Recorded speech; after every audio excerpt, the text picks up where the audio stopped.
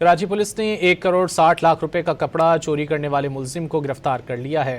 Karachi police की जानिब से कार्रवाई की गई है। 1 करोड़ 60 लाख रुपए का कपड़ा चोरी करने वाले मुलजिम को गिरफ्तार कर लिया गया है। कराची पुलिस ने 1 करोड़ 60 लाख रुपए का कपड़ा चोरी करने वाले मुलजिम को गिरफ्तार कर लिया है।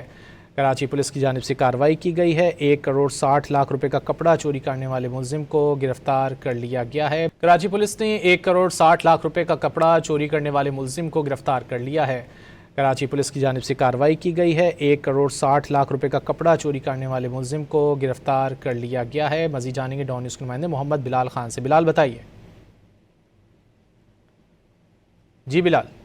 रमान की जानिब से ये बताया गया है कि पुलिस की जानिब से खुफिया इत्तला पर कार्रवाई की गई है। कपड़े के बंडल की चोरी में मुलव्वस मुलजिम को गिरफ्तार कर लिया गया है। गिरफ्तार मुलजिम ने दीगर मफरूम मुलजिमान के हमरा चोरी की वारदात की थी। वाक़े का मुकदमा 21 अप्रैल को थाना इरामबाग में दर्ज किया गया था। मोहम्मद बिलाल, बहुत शुक्रिया इन तफसीलात के लिए।